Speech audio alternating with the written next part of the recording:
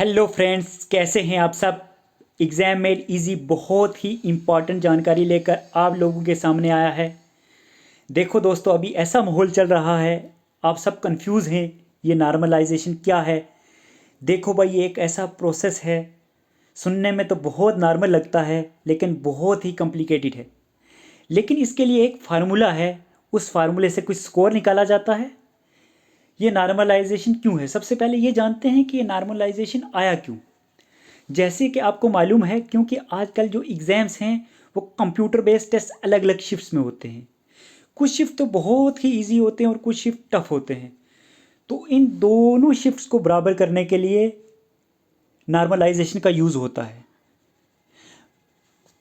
मैं आपको समझाने के लिए एक बहुत ही इजी मेथड लेकर चलता हूँ। फॉर एग्जांपल, सब ऑडिटर का एग्ज़ाम 9 नवंबर को 3 शिफ्ट्स में हुआ, shift 1, shift second and shift third. मान लेते हैं कि जो शिफ्ट फर्स्ट थी उसका जो एग्ज़ाम लेवल था वो मॉडरेट था। उसमें टोटल कैंडिडेट जो बैठे थे वो 5 थे। मान लेते हैं कि कैंडिडेट फर्स्ट है जो उसने 80 स्कोर किया, और कैंडिडेट सेकंड है उसने 85 स्कोर किया, और थर्ड कैंडिडेट ने 90 स्कोर किया, और फोर्थ कैंडिडेट ने 95 स्कोर किया, और फिफ्थ कैंडिडेट ने 100 स्कोर किया। और वैसे ही सेकंड शिफ्ट में जो कैंडिडेट फर्स्ट था, क्योंकि पेपर लेवल जो था वो टफ था, तो वो बेचारा सिर्फ 65 ही स्कोर कर पाया, और सेकंड कैंडिडेट था वो 70 स्कोर किया, और थर्ड कैंडिडेट था जो उसने 75 मार्क्स स्कोर किया, और जो फोर्थ कैंडिडेट था उसने 80 स्कोर किया, और फिफ्थ कैंडिडेट ने जो है 85 मार्क्स स्कोर किया।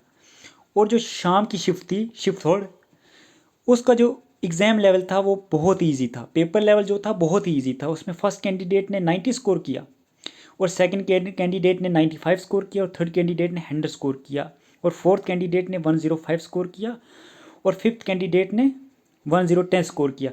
इस हिसाब से जो जितने भी कैंडिडेट हैं वो सब थर्ड शिफ्ट से सिलेक्ट हो जाएंगे। लेकिन JKSSB इन तीनों को बराबर करता है। और बराबर कैसे करता है, आप इन तीनों का मीन निकाला जाता है, एवरेज निकाला जाता है, औसत निकाला जाता है।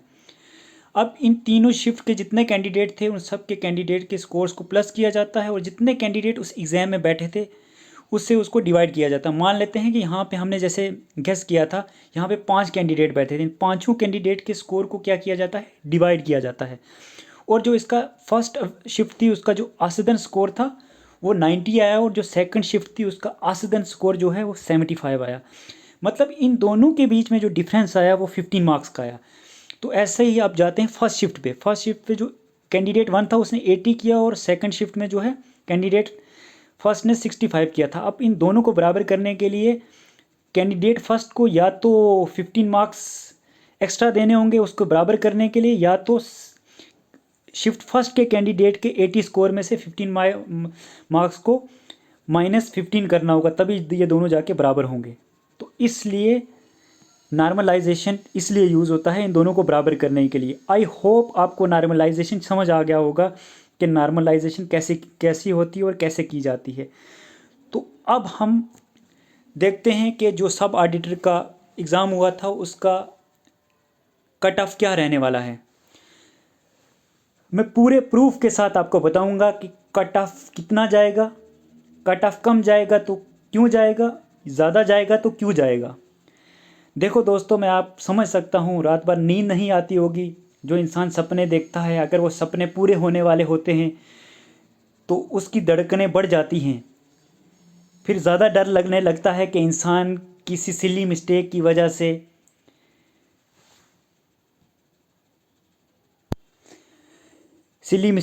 से चूक ना जाए। इस कट ऑफ के लिए मुझे काफ़ी रिसर्च करनी पड़ी, जैसे कि मैं आपको आगे बताऊंगा। जैसे कि सब ऑडिटर का जो एग्ज़ाम है वो 3 शिफ्ट में हुआ था, और उसकी टोटल शिफ्ट जो थी वो 12 थी, और पर डे 3 शिफ्ट थी। तो अबाउट 50,000 प्लस कैंडिडेट्स ने ये एग्ज़ाम दिया था। तो इसकी जो टोटल नंबर ऑफ़ पोस्ट्स हैं वो अबाउट 179 हैं। जैसे कि हमने जो मेडिकल डिपार्टमेंट का जो एग्ज़ामिनेशन हुआ था, जो कट ऑफ उसमें हमने प्रिडिक्ट किया था, सेम वही कट ऑफ आया था। मतलब जो मेडिकल एजुकेटर का जो कट ऑफ हमने बताया था 94, यही उससे एक या दो नंबर कम या ज़्यादा हुए होंगे। तो ऐसे ही हमने एक पोल कंडक्ट करवाया था सब ऑडिटर जूनियर सुपरवाइज़र एग्ज़ाम का अपने टेलीग्राम चैनल पे, उस पे अबाउट टोटल 1378 वोट्स आए थे, जिसमें अबाउट 8% लोगों ने 100+ स्कोर किया था, 5% लोगों ने 96 to 100 स्कोर किया था और 7% लोगों ने 91 to 95% स्कोर किया था। हालांकि इसको देखकर तो यही लगता है कि 91 तक ही पूरी सीट्स फिल हो गई हैं, लेकिन हालांकि इस पोल में मुझे ज़रा सी भी सच्चाई नज़र नहीं आ रही है। क्योंकि दोस्तों देखो, ये डिक्रीज़ होने के बजाय बढ़ रहा है। देखो 100 पे 8% लोगों ने वोट किया है और 96 to 100 5% लोगों ने वोट किया है। तो यहीं से दिख रहा है कि इस पोल के अंदर कहीं ना कहीं लोगों ने गलत पोल किया है। ऐसे ही हमने एक और पोल करवाया था जिस पे अबाउट 4000 लोगों ने वोट किया था और इसी में 12% लोगों ने 100+ पे वोट किया था कि उनके जो मार्क्स हैं वो 100 से ज़्यादा हैं 12% लोगों ने। तो इसका मतलब जो सब ऑडिटर की 179 पोस्टें हैं वो तो यहीं पे फिल हो गई।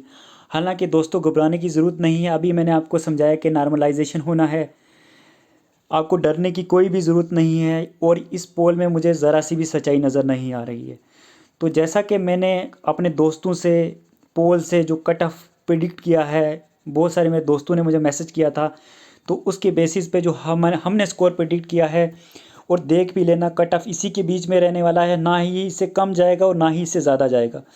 ओपन के लिए जो कट ऑफ है वो रहेगा 92 to 96, आरबीए के लिए जो कट ऑफ रहने वाला है वो 88 to 91, एससी का जो कट ऑफ रहने वाला है 79 to 82 और एसटी का जो कट ऑफ रहने वाला है वो 75 to 78। इकोनॉमिकली वीकर सेक्शन जितने भी हैं लोग एस्पिरेंट्स हैं उनका कट ऑफ रहने वाला है 84 to 86। पहाड़ी स्पीकिंग पीपल का जो रहने वाला है 78 to 81।